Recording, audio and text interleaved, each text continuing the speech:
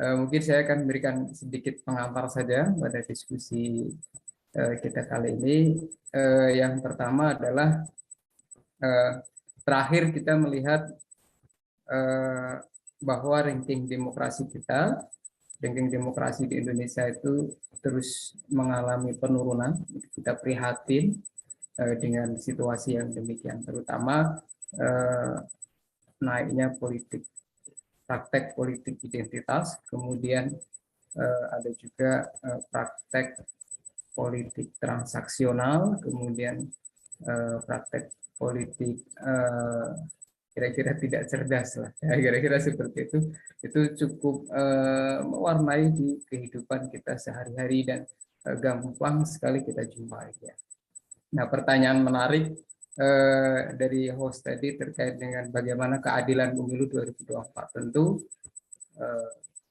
keadilan ini sangat penting sekali. Amanah konstitusi kita adalah Undang-Undang 1945, salah satunya pemilu itu harus jujur dan adil, ya, kira-kira gitu ya. Nah, saya ingin mencoba merujuk ke secara historis sekilas bahwa di pemilu kita itu memang unik, ya, unik. Saya merujuk coba di era Orde Baru, di mana pada saat itu ada 3 partai, ada Golkar, kemudian ada P3 dan ada PDIP. Tapi boleh kita sebut saat itu kontestasi yang terjadi hanyalah antara partai PDI dan partai P3, karena boleh dipastikan Golkar selalu menjadi pemenang, kita boleh bilang seperti itu. Makanya pada saat itu lembaga survei seperti kami ini, lembaga survei Independen Nusantara, dulu tidak ada, karena sudah jelas pemenangnya. Pertanyaannya adalah apakah pemilu saat itu adil atau tidak secara dalam proses penyelenggaraan pemilu. Ya boleh dibilang ada intervensi, ada keterlibatan pemerintah pada saat Orde Baru. Artinya pemenang pemilu itu disetting, kemudian ada keterlibatan pemerintah, yaitu era Orde Baru, sehingga pemenangnya adalah Golkar. Ya, kira-kira seperti itu.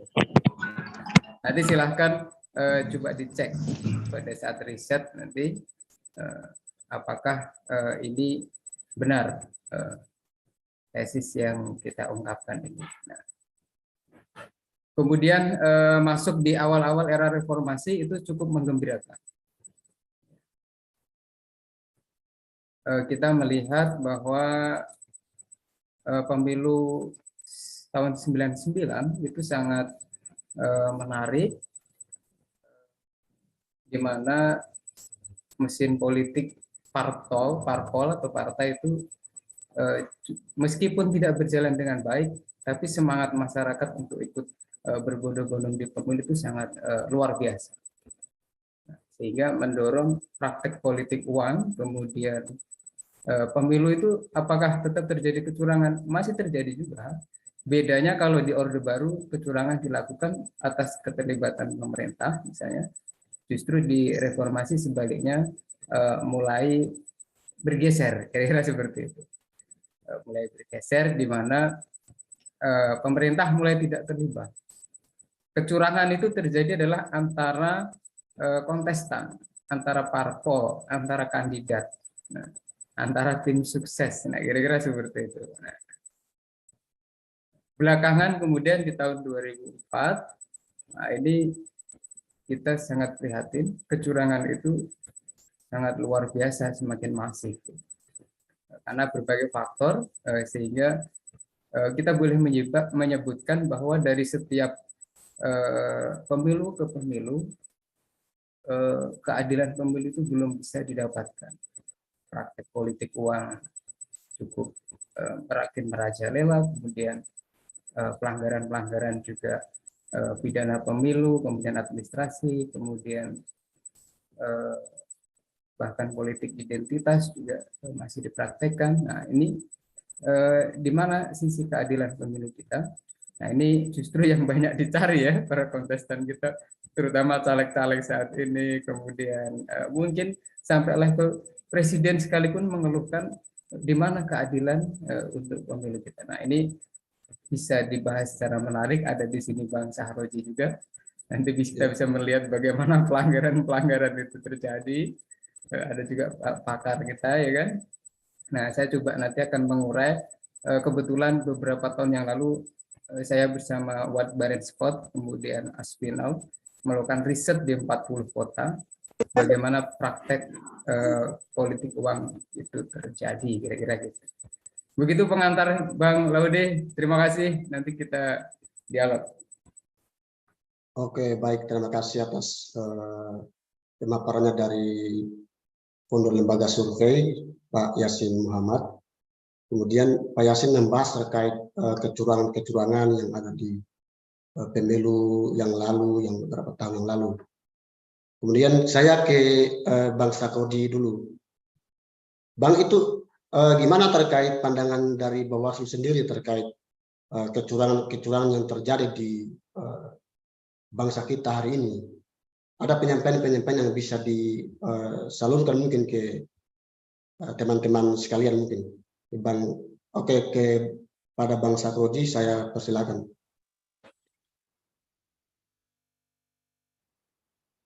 Iya, suaranya Bang, suaranya. Tes 1, 2, 3, bisa diterima suara saya? Iya. Sudah Bang. Baik, terima kasih moderator semuanya.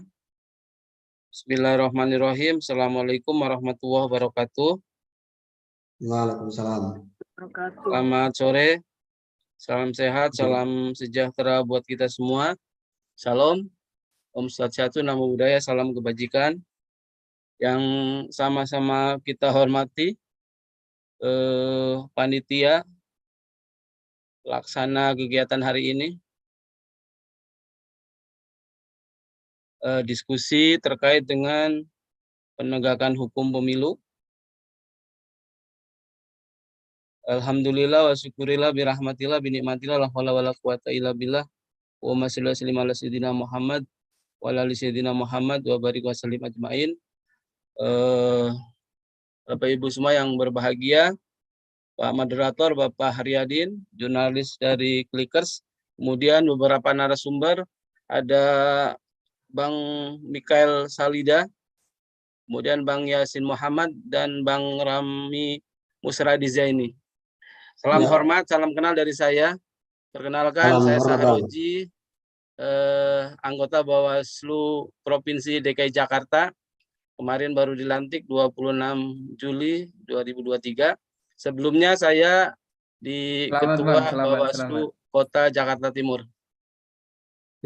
Atas undangan dari teman-teman jurnalis Clickers ya, saya sebenarnya menggantikan Bapak Puadi yang sedianya dijadikan narasumber pada hari ini.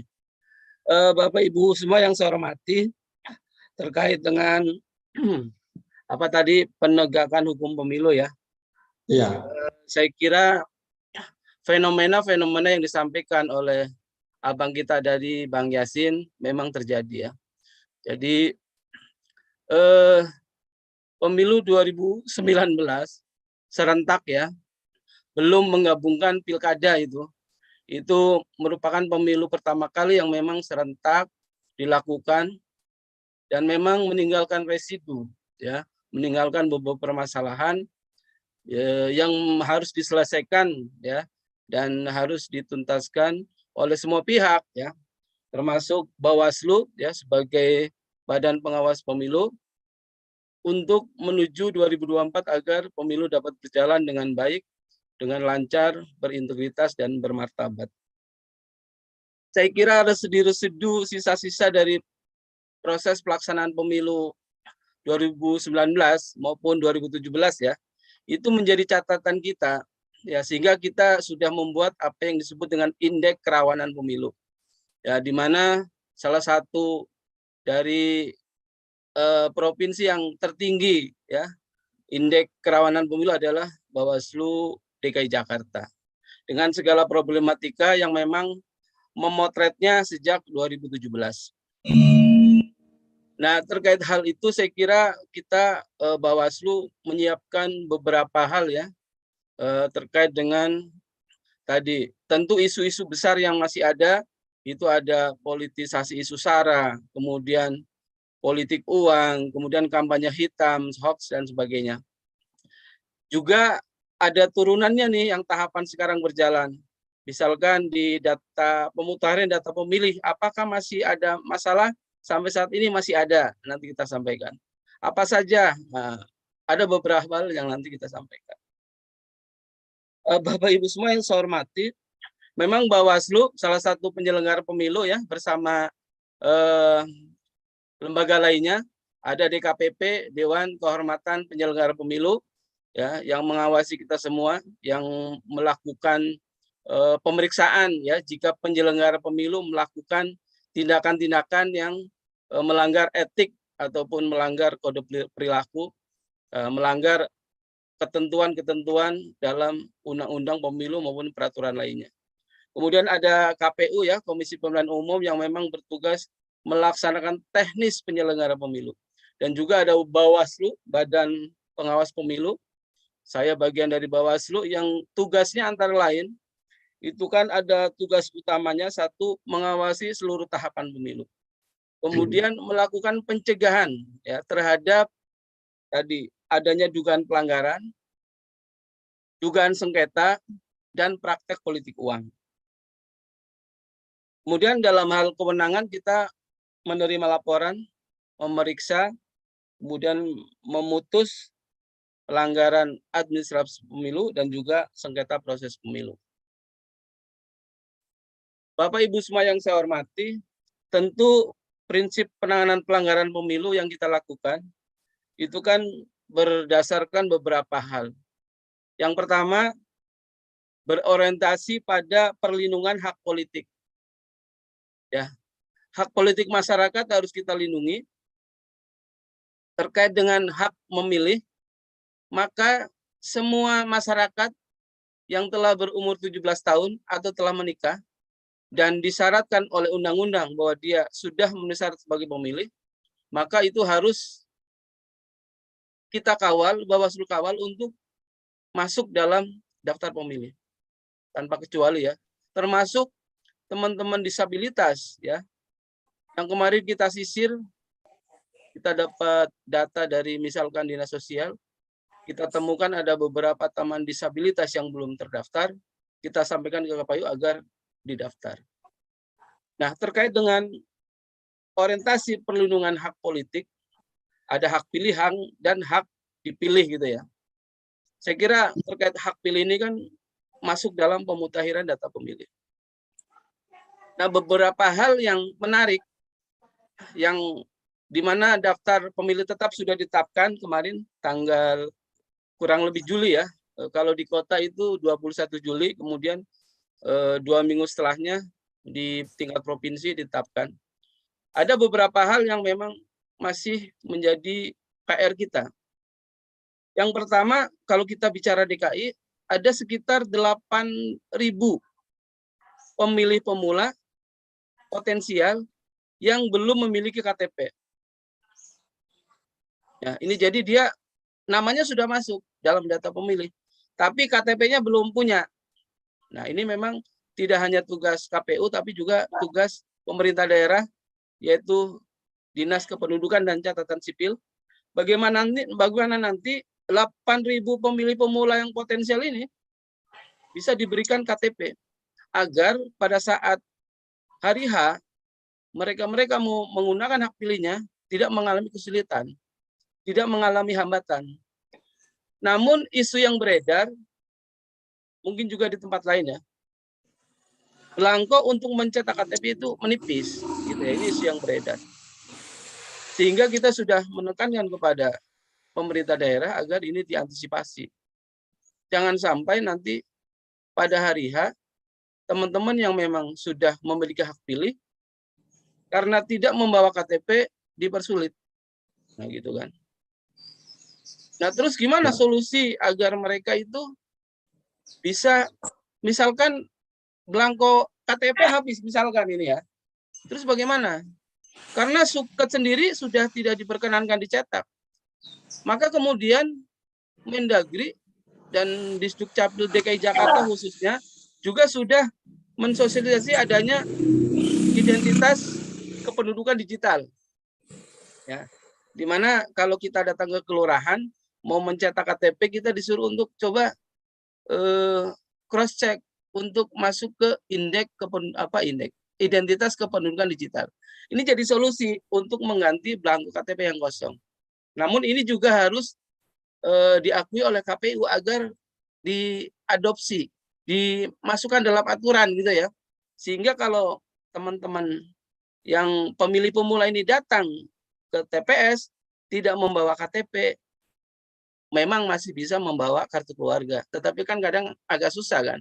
Nah, kalau indeks identitas kependudukan digital bisa diakui oleh KPU, itu sebagai solusi pengganti eKTP. Satu itu. Yang kedua, terkait dengan hak pilih lagi, ini ada sekitar kalau di Jakarta Timur itu setelah DPT ditetapkan, ditemukan beberapa penduduk meninggal yang masih ada di DPT, gitu ya. Dan ini tidak bisa dihapus. Karena apa?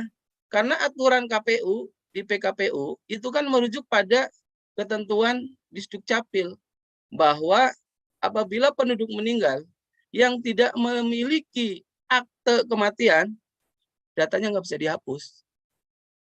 Ya. Di Jakarta Timur berapa? Kemarin ada sekitar 58 ditambah 400 ditambah 70 ditambah 115. Hampir 500-an. Terus gimana dengan kondisi ini? Data pemilih yang masih ada meninggal. Kita sampaikan bahwa harusnya ini bisa dihapus oleh KPU dan Dukcapil. Tetapi karena ini nggak bisa dihapus, ini agar ditandai, ya, penduduk meninggal yang kita sampaikan ditandai jangan sampai disalahgunakan oleh pihak-pihak yang tidak bertanggung jawab. Gitu ya. Nah, ini sudah kita sampaikan. Nah, selanjutnya terkait dengan hak dipilih. Saya kira pengalaman Bawaslu pada pemilu 2019 ada kasus di mana salah satu caleg yang memang beliau adalah mantan narapidana, ya, tidak diberikan haknya untuk menjadi caleg. Namun karena aturannya harus dibuat dalam undang-undang, sementara PKPU membuat peraturan KPU yang mana setelah peraturan KPU itu di judicial review di MA juga dihapus, kemudian Bawaslu memulihkan ya hak meskipun dia narapidana, tapi karena sesuai aturan undang-undang dia punya hak untuk menjadi caleg, maka kita pulihkan hak-haknya. Itu terjadi di pemilu 2019. Nah, biar tidak terlalu lama, mungkin langsung ke isu-isu yang mutakhir tadi ya. Isu-isu yang masih ada residu dari pemilu 2019 dan sebelumnya memang satu politisasi isu SARA. Ini isu yang bisa menjadi bom waktu kita ya. Nah, dengan adanya isu itu, memang saat ini kita terus melakukan sosialisasi pengawasan partisipatif, mengajak pemerintah daerah, ya, kepolisian, Kominfo ya atau Kominda di daerah, untuk sedari awal kita bergabung mendiskusikan terkait dengan politisasi isu SARA. Nah, dari pemerintah dulu yang punya kewenangan dan punya anggaran untuk memberikan satu pemahaman kepada masyarakat, ya, agar masalah isu SARA didiskusikan di semua tokoh masyarakat, di semua tokoh pemuda, di semua lini, ya, agar kita memahami bahwa dalam berdemokrasi boleh membawa identitas, tetapi tidak boleh mempolitisasi isu SARA. Apalagi sampai dengan memfitnah, kemudian mengadu domba, menghina dan sebagainya. Nah, ini sekarang kita sedang proses sosialisasi di semua kalangan, ya. Dan secara nyata sih memang di DKI sudah agak melandai ya istilahnya ya. Tidak lagi secara nyata di masyarakat, gontok-gontokan segala macam. Namun memang di media massa masih ada ya, masih kencang juga di media massa. Nah, ini kita coba masih telusuri media massa. Saya kira nanti kita juga bekerja sama dengan Kominfo, Cyber Polri, agar di media massa isu-isu yang mengangkat politisasi isu sara itu agar bisa kita tangani. Ya. Kemudian terkait dengan politik uang, ini juga menarik. Politik uang menjadi momok bagi kita, ya. Di setiap pemilu lah sudah menjadi budaya, kira-kira begitu.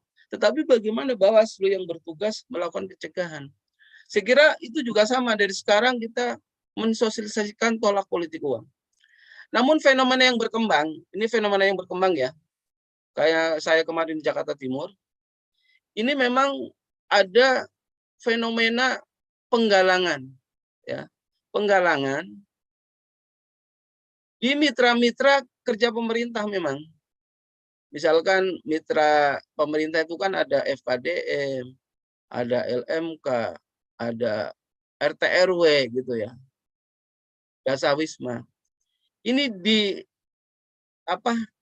di-hire oleh partai politik, caleg-calegnya, kemudian difasilitasi, kemudian ada di situ transaksi, ya. Ini menjadi fenomena yang sudah kita tangkap sebenarnya.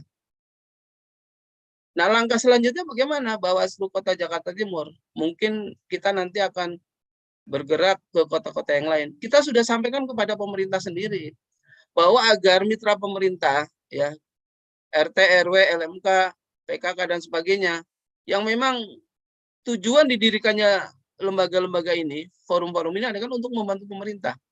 Nah, pemerintah harus tegas terhadap mereka, ya, karena secara hukum memang itu tidak bisa tangani oleh Bawaslu, ya, kecuali LMK dan kepala desa yang di dalam pasal 280 ayat 2, ya, huruf I dan H itu di situ. Itu memang LMK dan kepala desa dilarang ikut serta dalam pemilu maupun sosialisasi, ya, yang sedang berjalan. Nah, tapi kalau yang mitra-mitra pemerintah ini memang masih kewenangan pemerintah daerah. Sehingga kita sebagai Bawaslu Kota, ya, kemudian nanti di tingkat provinsi, kita sudah menyampaikan kepada pemerintah daerah setempat agar diperhatikan nih mitra-mitra, jangan sampai kita sudah berteriak-teriak, melakukan pencegahan, tolak politik uang. Pemerintah juga begitu, sama ya. Karena kalau politik uang ini tidak didukung oleh para pihak, hanya Bawaslu yang berteriak tolak politik uang, sementara pemerintah dan lainnya tidak mau membantu Bawaslu menyampaikan tolak politik uang, ya agak berat untuk meminimalisir. Nah, kita sudah bergerak menyampaikan tolak politik uang, pemerintah sudah bergerak, tapi mitra-mitranya masih ada dan dibiarkan. Ini juga menjadi hal yang harus kita perhatikan. Dan kita sudah sampaikan kepada pemerintah daerah agar ini diperhatikan. Kalau misalkan ada sanksi yang tegas lah kepada mitra-mitra ini, misalkan RT RW kan jelas, kalau dia mau menjadi anggota partai politik, mau menjadi tim kampanye, cuti dulu aja gitu ya.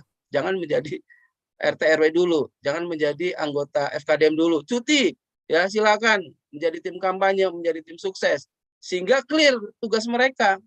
Kampanye ya silakan berkampanye, tentu boleh melakukan hal sesuai dengan tugas kewajiban sebagai pelaksana kampanye, tim kampanye dan sebagainya. Tapi kalau dia memegang peran sebagai mitra-mitra pemerintah, ya, ikut menjalankan tugas-tugas pemerintah, tapi di balik tugasnya dia ikut membantu partai politik, apalagi ikut berpolitik uang, ya, ini menjadi beban juga bagi kita untuk bisa menyelesaikan, meminimalisir apa yang disebut dengan politik uang. Oke, baik Bang. Kita tangkap maksudnya, Bang. Ya.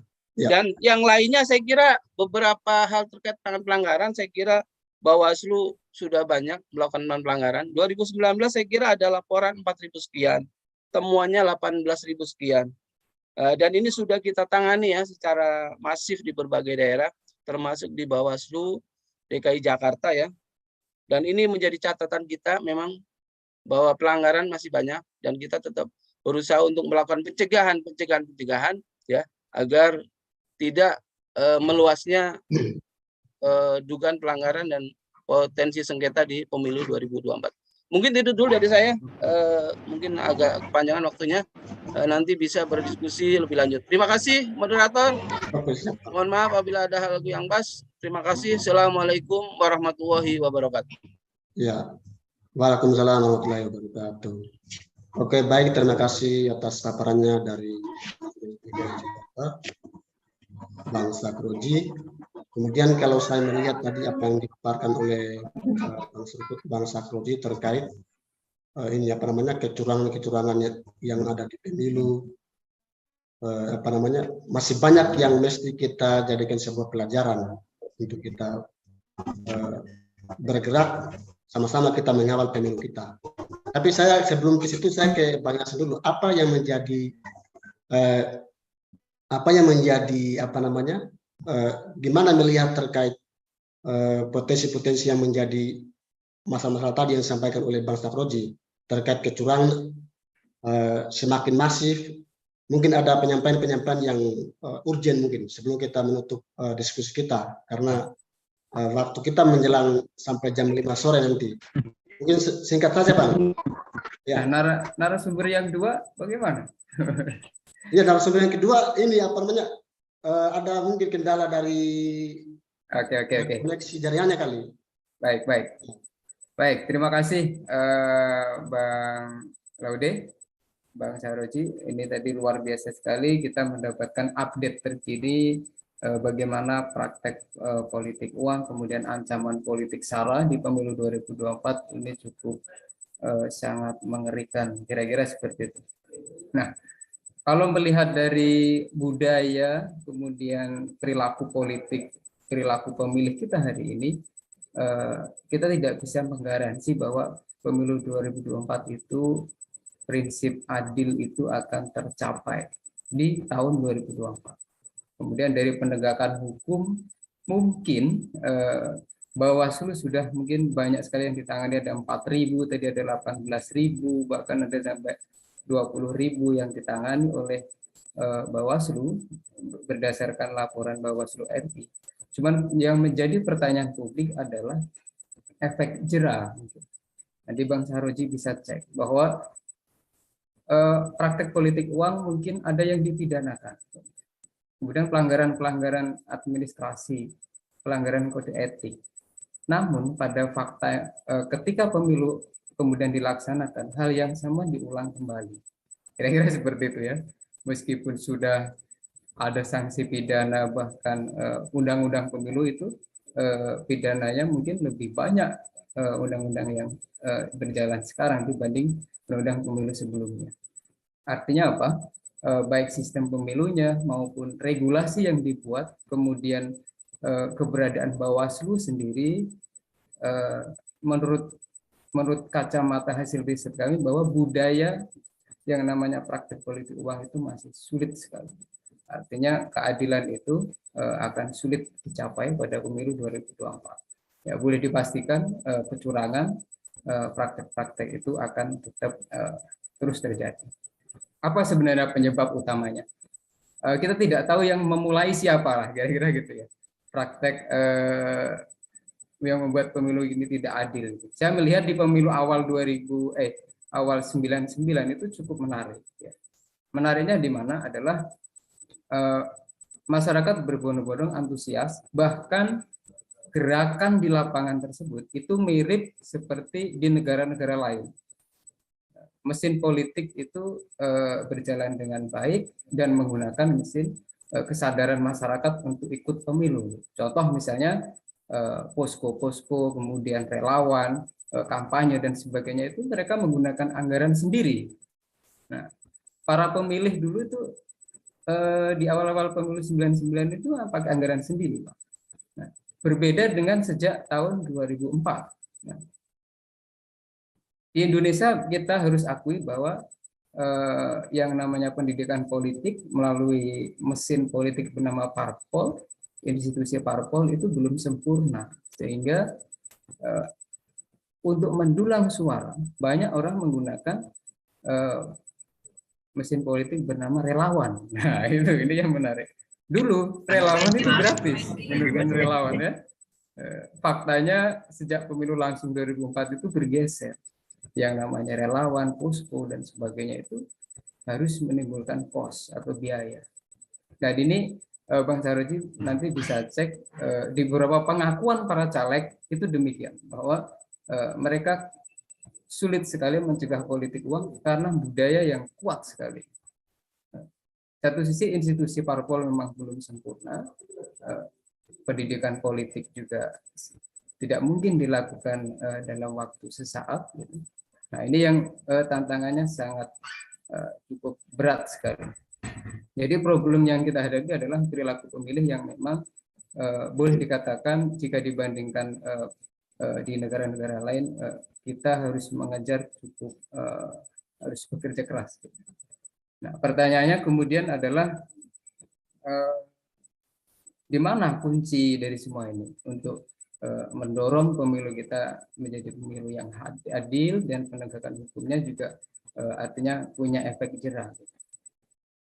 Kita sebagai bangsa Indonesia dengan umur demokrasi yang belum lama, belum 100 tahun, sebenarnya kita mensyukuri ya, kita mensyukuri setidak-tidaknya pemilu reformasi itu tidak ada campur tangan pemerintah. Kita itu sudah senang sekali. Artinya pemenang pemilu itu masih bisa diukur secara rasional. Artinya yang melakukan kecurangan itu bukan pemerintah, tapi yang melakukan tindakan-tindakan yang tidak adil itu adalah justru kalangan dari kontestan, misalnya seperti itu. Nah, ini yang menarik. Nah, hanya problem kita adalah kelembagaan partai politik kita, kemudian institusi partai politik kita sangat lemah dibanding misalnya di negara Argentina ya. Di Argentina politik uang itu susah atau agak susah untuk berkembang. Kenapa? Karena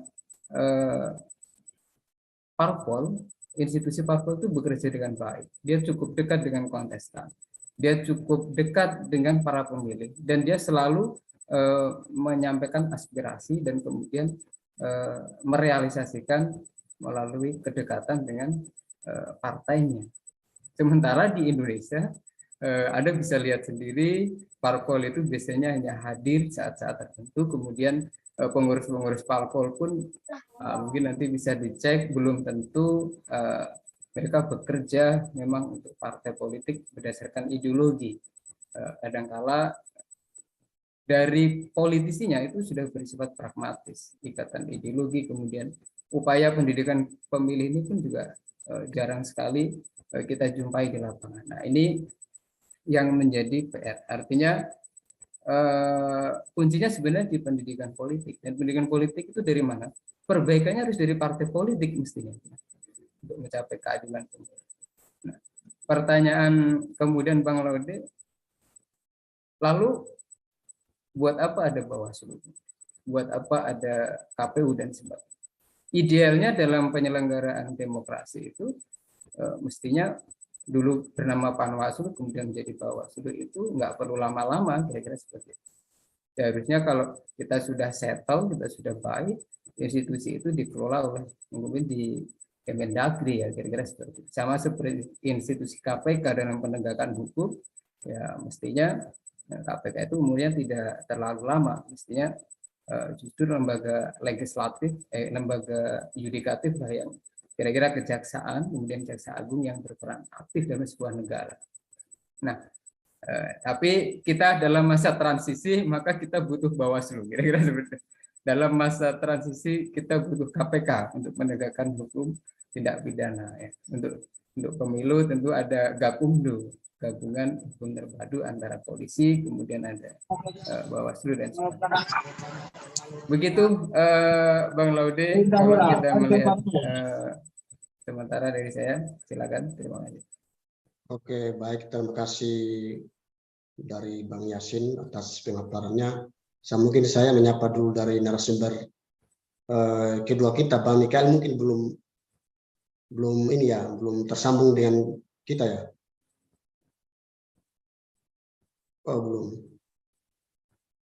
Kalau narasumber yang terakhir kita Pak Rami belum tersambung juga ya, Pak Rami dari Ketua SMI Sutra.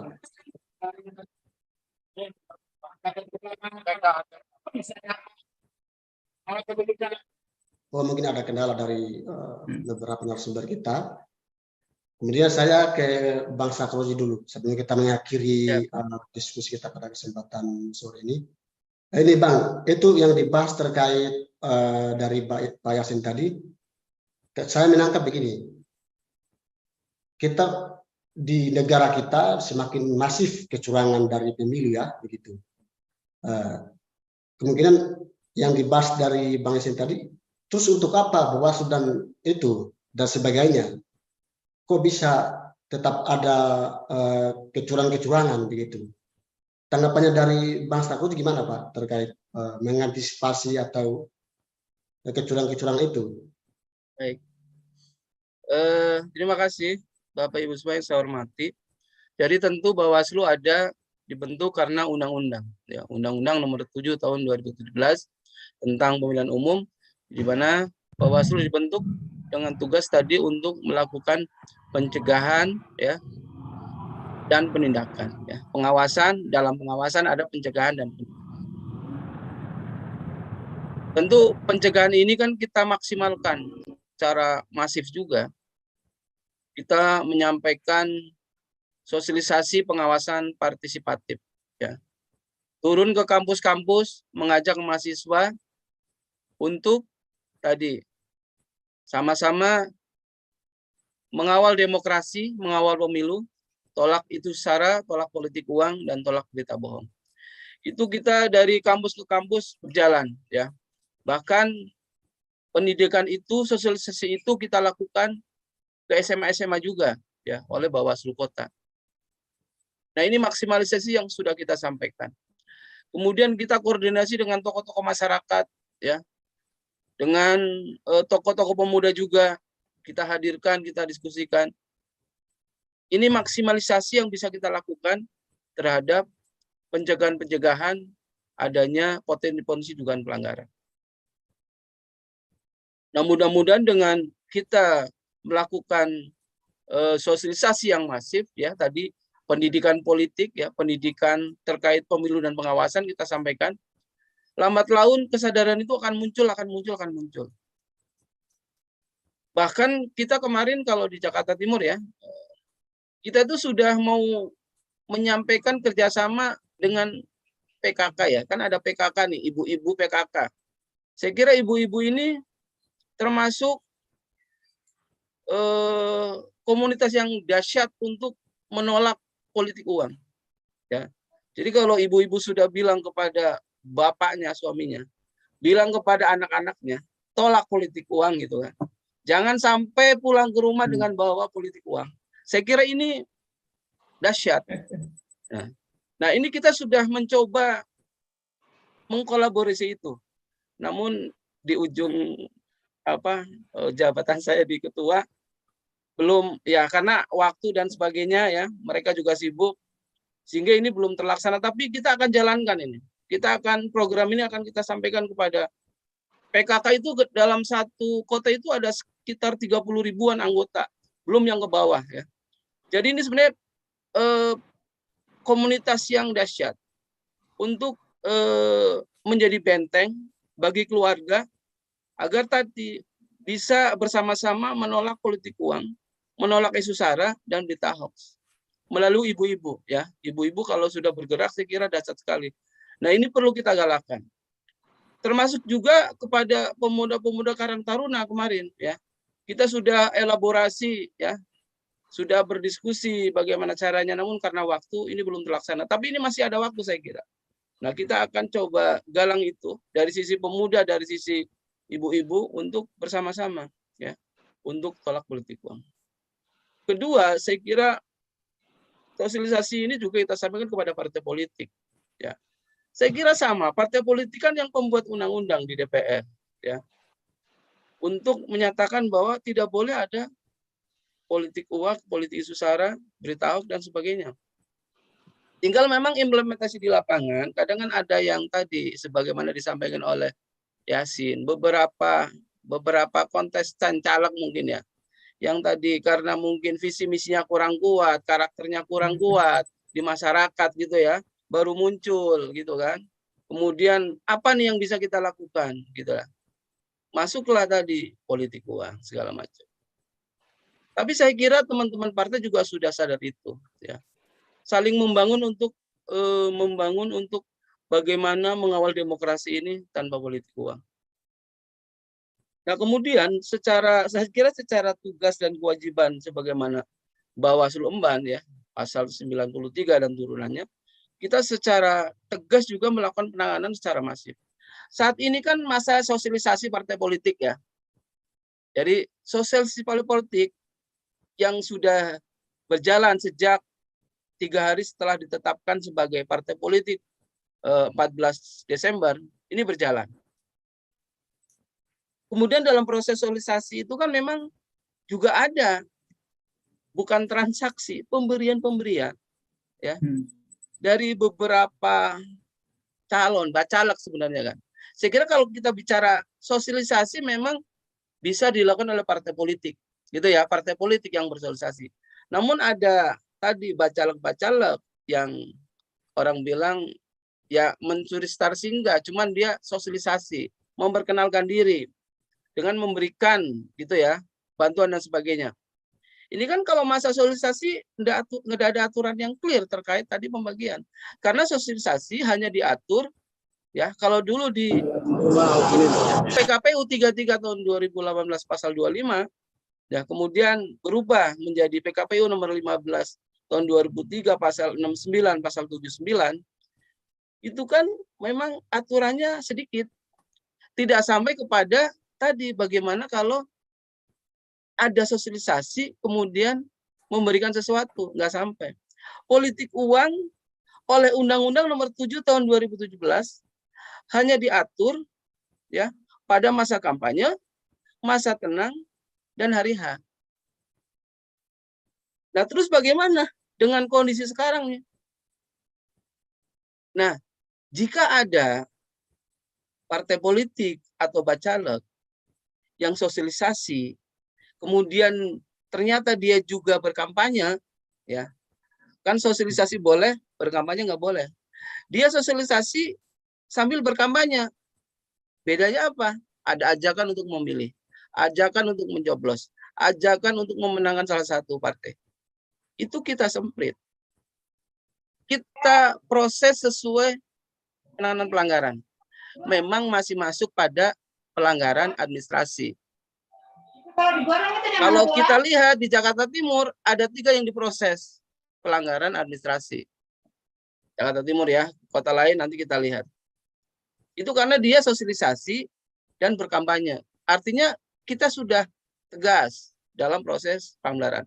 Kenapa hanya pelanggaran administrasi? Karena itu instrumennya, itu aturannya. Kan kita nggak bisa melebihi kewenangan kan. Dia pelanggaran administrasi, terus Bawaslu mentang-mentang karena Bawaslu udah kita proses tindak pidana, nggak boleh juga ya. Bawaslu harus bekerja bertugas sesuai dengan kewenangannya, tidak boleh melampaui kewenangannya. Bahkan kalau kita melampaui kewenangannya DKPP kita, gitu kan. Jadi Bawaslu tegas kalau itu pelanggaran administrasi kita proses. Terus bagaimana dengan transaksi-transaksi yang sudah berjalan? Kita ingatkan kepada mereka ini belum masanya ya. Kalau dia tadi bersosialisasi tapi berkampanye kita proses. Nah, kemudian catatan-catatan terkait dengan mereka membagi sebagainya nanti kita akan akumulasi. Ada suatu waktu di mana Bawaslu bisa menemukan satu pelanggaran ya yang kalau dinilai itu bisa TSM, terstruktur, sistematis, dan masif. Nah ini proses mereka melakukan tindakan itu kita catat, gitu ya. Nanti di ujung kita akan lihat apakah tindakan politik uang ya dari sosialisasi sampai dengan masa kampanye, masa hari H terus berlanjut, gitu ya, oleh salah satu caleg, ya.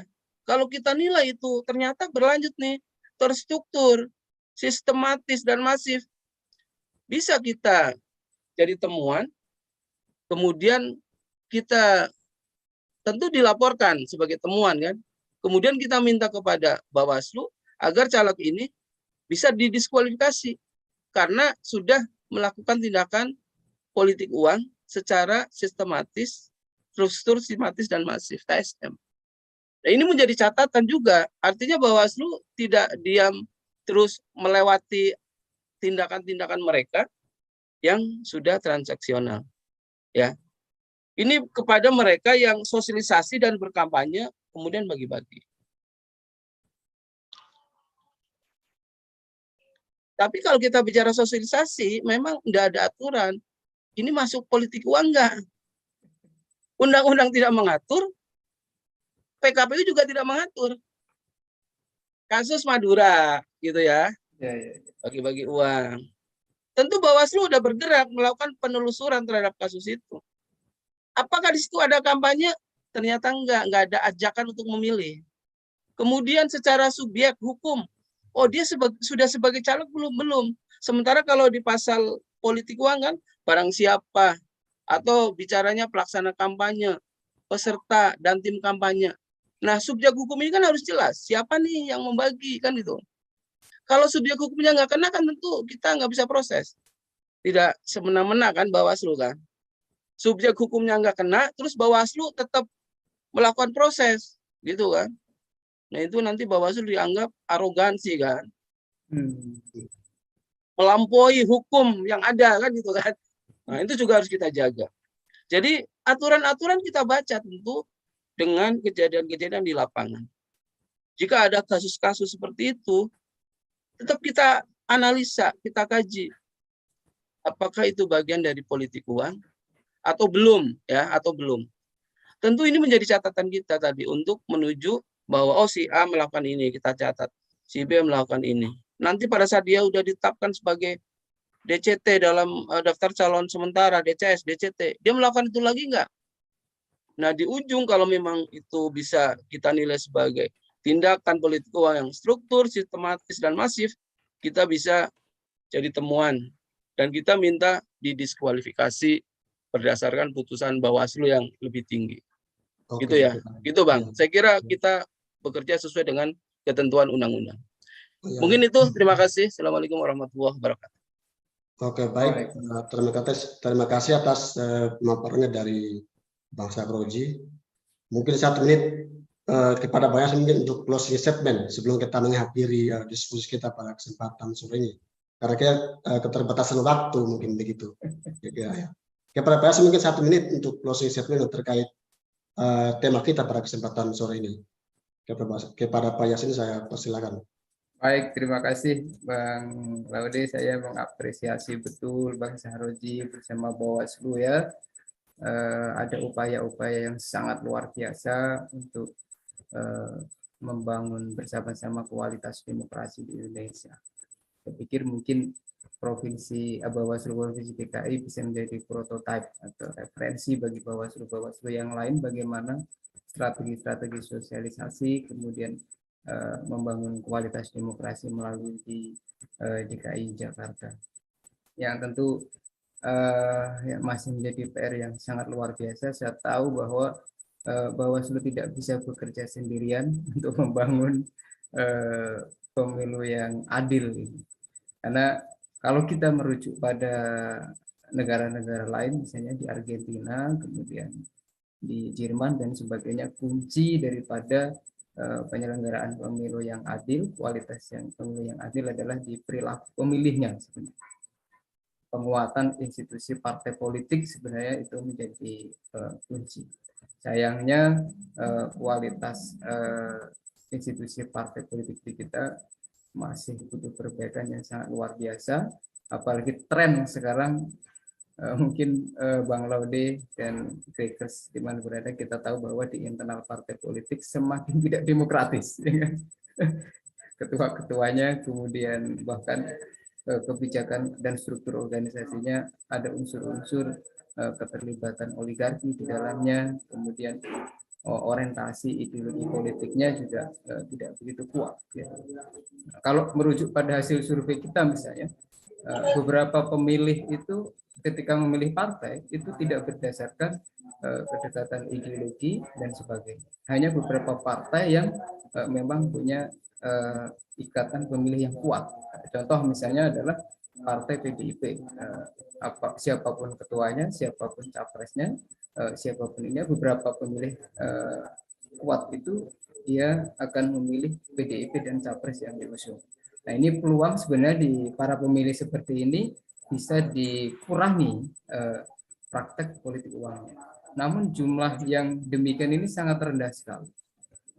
Kemudian ada di misalnya di barisan NU yang sangat dekat sekali dengan PKB. Misalnya.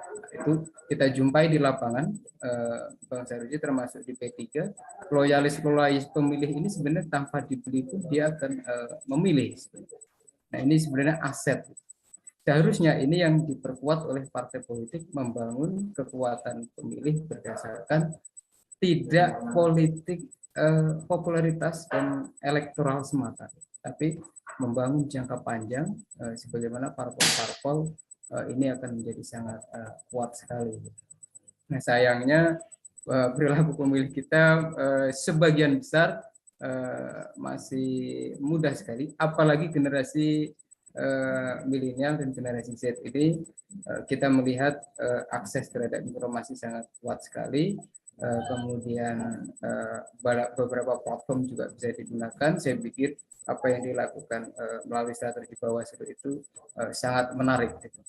Paling tidak untuk menyasar para pemilih milenial yang jumlahnya sangat luar biasa, pemilih generasi Z. Kalau misalnya kita kesulitan melakukan pendidikan politik terhadap kaum generasi misalnya baby boomer misalnya, ya kan?